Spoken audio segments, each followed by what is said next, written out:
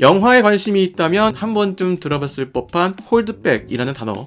최근 문체부에서 이 홀드백 기간 늘린다라고 했죠. 이번 영상에서는 이 홀드백이 무엇이며 이것이 영화계에 어떤 영향을 끼칠 것인지 저의 생각들을 이야기를 해보도록 하겠습니다. 제 뇌피셜입니다. 우선 홀드백, 이것이 무엇인가를 알아야겠죠. 자, 단순하게 이야기를 하면 영화계 1차 시장이라고 할 수 있는 극장 상영 이후 2차 시장인 IPTV나 OTT로 넘어가는 기간을 홀드백이라고 합니다. 자, 이 개념이 수면 위로 떠오르기 시작한 것은 바로 넷플릭스의 등장 이후였습니다. 넷플릭스가 한국 진출을 하면서 봉준호 감독의 옥자가 제작이 되었습니다. 옥자라는 영화는 전 세계적으로 많은 관심을 받았고 여러 영화제에서 수상 가능성도 점쳐지던 상황이었습니다. 하지만 기존 영화계의 반응은 그리 좋지만은 못했습니다. 당시 칸 영화제 심사위원장이었던 페드로 알모도바르는 극장에서 상영하지 않은 영화가 수상을 하는 것은 모순이다 라는 이야기를 하기까지 했습니다. 그리고 이러한 분위기는 한국에서도 이어지고 있었죠. 멀티플렉스 극장 3사가 옥자 상영을 거부하면서 작은 독립극장 등에서만 상영이 이루어졌습니다. 대부분 극장 사업자의 의견들은 이랬습니다. 넷플릭스가 극장과의 공존을 전혀 고려하지 않았다라는 것이죠. 넷플릭스라는 플랫폼이 극장을 위협하고 있다라고 인식을 한 것입니다.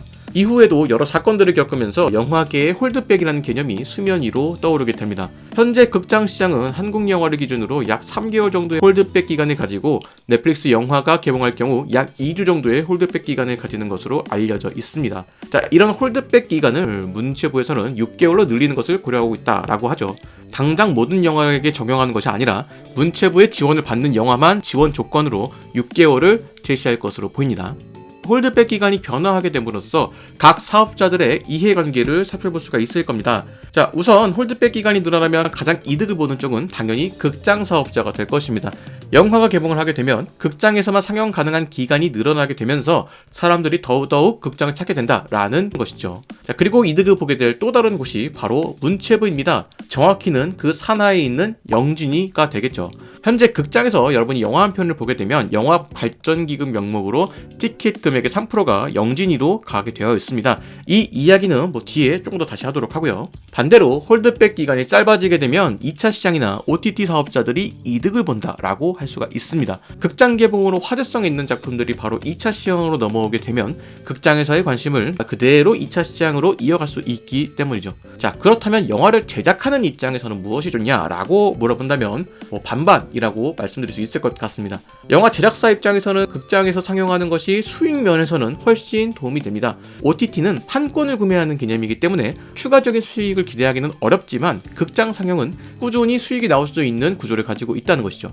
그리고 대부분의 영화들은 극장 상영을 목표로 제작을 하고 있기 때문에 제작자의 의지도를 100% 보여주기 위해서는 극장에서 상영을 하는 것이 더욱 선호가 되는 것이죠.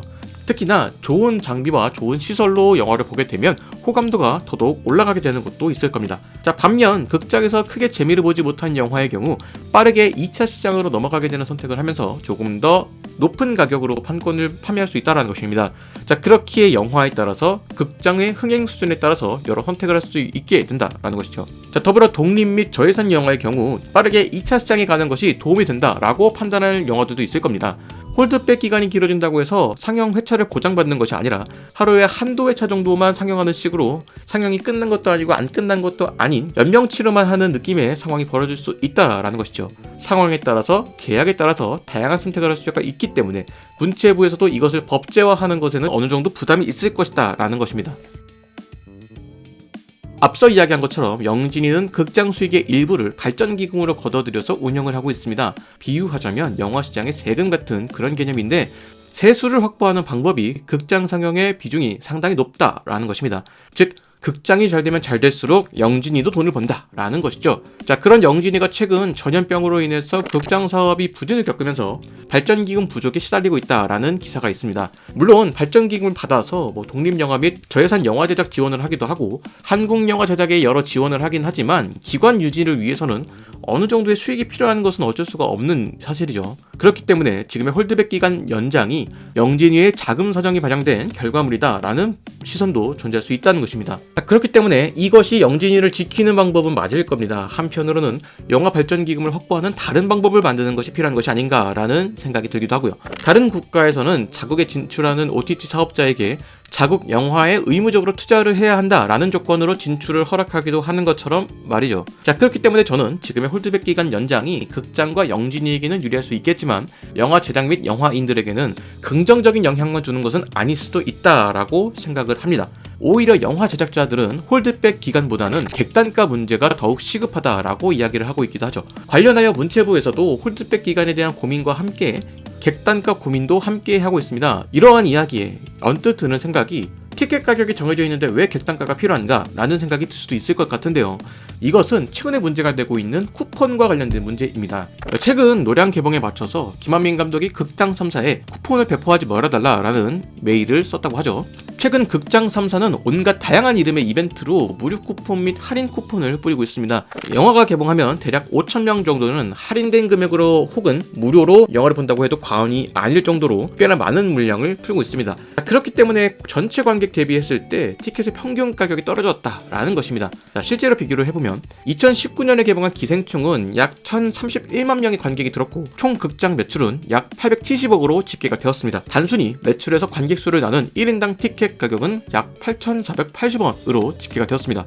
그리고 2023년에 개봉한 서울의 봄 1월 23일까지 약 1,279만의 관객 수를 기록했고 약 1,254억의 극장 매출을 기록했습니다. 이를 단순 계산으로 보면 1인당 티켓 가격은 9,748원이 나옵니다. 2019년 주말 기준 티켓 가격이 12,000원이고 2023년 주말 기준 티켓 가격이 15,000원인 것을 생각을 해보면 객단가가 많이 떨어졌다라는 것이 확실히 체감이 될 겁니다. 티켓 가격은 3,000원이나 올랐는데 객단가는 1,200원 정도 차이가 나니까 말이죠. 그렇다면 극장의 입장에서 이렇게까지 할인을 하는 이유는 무엇일까? 이걸 생각을 해볼 필요가 있습니다. 극장을 자주 이용하시는 분들은 여러 할인들에 대해서 이미 잘 알고 계실 것이다 라고 생각을 합니다. 그렇지 않은 분들이라고 하더라도 영화 할인과 관련된 이야기는 쉽게 접해보셨을 것이다 라고 생각을 합니다.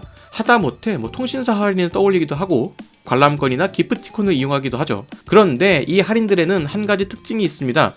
티켓 할인은 자주 볼 수 있지만 매점 할인은 그렇지 않다라는 것이죠. 극장의 매출 구조를 보면 매출 비중으로 보면 크지는 않지만 순수익으로 따져보면 매점이 상당히 중요한 역할을 하고 있다라고 할 수 있습니다.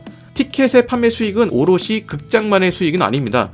제작사와 분배가 필요하기 때문이죠. 하지만 극장 내 매점은 모든 수익이 극장에 귀속이 됩니다. 그렇기 때문에 할인을 진행하는 측면에서도 할인 금액을 제작사와 나눠서 분담을 하기 때문에 극장의 손해는 비교적 적지만 소비자가 느끼는 할인은 크게 느껴지는 것입니다. 즉 소비자가 1,000원을 할인을 받지만 극장이 부담하는 금액은 1,000원이 아니라 그 이하의 금액이라는 것이죠. 거기에 극장의 입장에서는 일단 영화관에 방문을 해야 매점 수익이 발생하는 만큼 어떻게든 극장 방문을 하게 하는 것이 중요합니다. 그렇기 때문에 티켓 할인에는 적극적일 수 있겠지만 매점 할인은 비교적 소극적일 수밖에 없는 것이죠. 거기에 영화 개봉 직전에 각 극장에서 진행하는 깜짝 쿠폰이나 무료 관람 쿠폰, 영화 굿즈들도 배급사와의 협업을 통해서 진행이 되고 그 결과로 극장을 찾게 하는 효과가 있으니 극장의 입장에서는 이것에 적극적일 수밖에 없는 것입니다. 반대로 제작사나 배급사의 입장에서는 극장 상영 중에는 티켓 수익에 의존할 수밖에 없습니다. 거기에 최근 개봉작들은 앞서 이야기한 굿즈나 할인 쿠폰들이 거의 모든 개봉작에서 배포가 되기 때문에 선뜻 안 하기가 어려운 상황입니다. 때문에 개봉하는 영화가 어느 정도 힘이 있는 경우에는 굿즈 증정을 아예 안 하거나 쿠폰 배포를 안 하는 모습을 보이기도 하죠. 그 예로 최근에 개봉한 노량의 경우 극장 3사에 무료 쿠폰 이벤트를 진행하지 말아달라는 메일을 보내기도 한 것입니다. 그만큼 제작사나 배급사의 입장에서는 이러한 프로모션들이 부담으로 작용된다라는 것이죠. 이는 마케팅 비용의 상승으로 이어지는 것입니다. 이런 이야기의 연장선상에서 최근 기사로도 언급되었던 수요일에 하나여 티켓 가격을 인하하는 방안이 논의되는 것도 결국 극장만 이익을 보는 구조다라는 의견이 나오기도 한 것입니다. 티켓 가격 인하로 인해서 극장을 찾는 사람들이 많이 늘어나긴 할 것이지만 배급사, 제작사의 입장에서는 그만큼 티켓의 객단가가 낮아지는 현상이니 말이죠. 이런 상황 속에서 문득 이런 생각이 들기도 합니다. 영화계를 살리기 위해서는 일단 극장이 살아야 되는 것인지 반대로 극장이 살기 위해서는 일단 영화가 살아야 되는 것인지 말이죠. 과거 영화와 극장은 한 묶음처럼 느껴지던 것과는 달리 지금은 두 사업 간의 거리가 예전만큼은 아닌 것 같다라는 생각이 들기도 합니다. 단적인 예로 CGV는 공간 사업자로서의 독약을 선포했고 기존 상영관들을 다른 방향으로 활용하는 방안을 모색하고 있습니다. 클라이밍 브랜드인 피커스나 골프 연습장 브랜드인 어프로치가 그 일환이고, 기존 상영관에서 상영하는 콘텐츠도 영화만이 아니라 스포츠 실황 중계나 공연 실황, 아이스콘 콘텐츠들이 대표적인 사례라고 볼 수가 있겠죠. 자, 이러한 콘텐츠의 경우 모 회사의 자체 제작 콘텐츠인 경우도 있기 때문에 더더욱 시너지가 발휘되는 것입니다. 자, 이렇게 극장이 영화가 아닌 다른 곳에서 수익을 거두려는 노력이 보이는 가운데, 앞으로 극장은 영화의 콘텐츠에 기댄 사업이 아니라 자체적인 콘텐츠 제작을 포함한 스스로 살아남기 위한 자구책을 강구하고 있다라는 것입니다. 반대로 영화계의 입장에서는 자사 콘텐츠를 공개할 수 있는 창구가 극장만 있는 것이 아니라 OTT를 통한 글로벌 시장까지 노려볼 만한 상황이 되었으니 더 좋은 상황이 되었으리라 생각이 될 수도 있겠지만, 사실 OTT 입장에서는 영화가 메인 콘텐츠인 상황은 아니기 때문에 이 또한 영화계의 입장에서는 매력적인 선택지는 아닐 것입니다. 이용자들의 월 구독료가 주 수입원인 OTT 입장에서는 구독자들이 구독을 유지할 수 있을 만한 콘텐츠 유치가 필요한 상황인데, 그런 입장에서 한편으로 마무리가 되는 영화보다는 지속적으로 새로운 콘텐츠가 등장하는 시리즈물이 더더욱 매력적인 콘텐츠로 다가오는 것입니다. 자, 그렇기 때문에 OTT의 입장에서 영화는 새로운 구독자를 끌어모을 만한 콘텐츠로서 도움이 될 수는 있겠지만, 그것이 영화의 메인 콘텐츠라고 보기에는 어렵다라는 것입니다.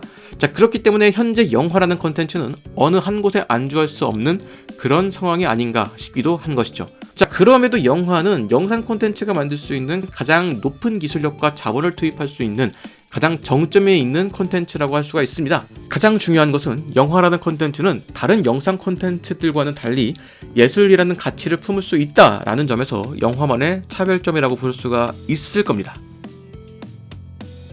최근에 발발한 트위치 서비스 종료 사태도 그렇고 이번 이슈에서도 그렇고 모든 산업에서 가장 중요하지만 가장 소외받고 있는 존재가 있습니다. 바로 소비자입니다. 자, 소비자 입장에서, 영화 관객의 입장에서 홀드백 기간 연장이 과연 도움이 되는 것인가? 이것에 대해서 고민을 할 필요가 있겠죠.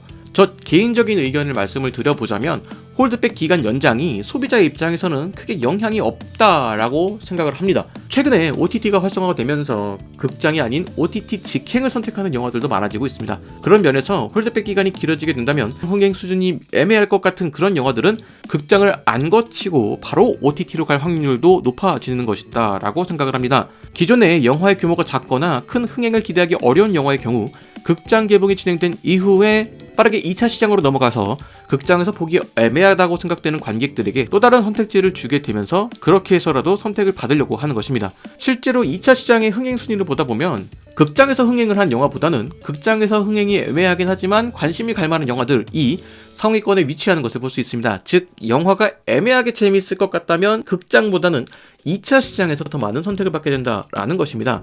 결국 홀드백 기간 연장은 극장의 상영권 보장 측면에서는 작은 영화도 극장에 걸릴 확률이 높아지게 되는 그런 것으로 보이지만, 영화가 큰 인기를 얻지 못한다면 극장에서 상영이 되더라도 하루에 한두 회차 정도만 상영이 되어서 사실상 관람이 어려운 수준으로 편성이 될 가능성이 높습니다. 그렇기 때문에 홀드백 기간 연장 혹은 법제화가 모든 영화에 좋게 적용되는 것은 아니고 관객의 입장에서도 무조건 좋은 제도는 아니다라는 것입니다. 오히려 영진이의 기금 측면에서 보면 홀드백 기간 연장이 아니라 다른 방법이 필요하다라고 생각을 합니다.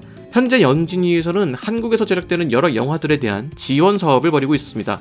그렇다면 OTT에 공급되는 컨텐츠의 수익에도 어느 정도의 발전 기금을 부과하고 동일한 지원을 하는 것이 서로에게 좋은 것이 아닐까라는 생각이 듭니다. OTT 공급용 콘텐츠에서 활약을 하는 분들도 결국에는 영화인들일 가능성이 높기 때문이죠. 해외 사례 한 가지만 소개시켜드리면, 프랑스의 홀드백 기간은 IPTV는 4개월, OTT는 15개월 이상, 실패작의 경우 3-4개월 단축되는 것으로 운영을 하고 있습니다. 개인적으로 홀드백 기간 연장은 각자의 선택에 맡겨야 한다라고 생각을 하는 입장입니다. 지금도 서울의 봄과 같이 장기간 흥행을 하는 영화의 경우 2차 시장으로 넘어가는 기간이 점점 길어지고 있습니다.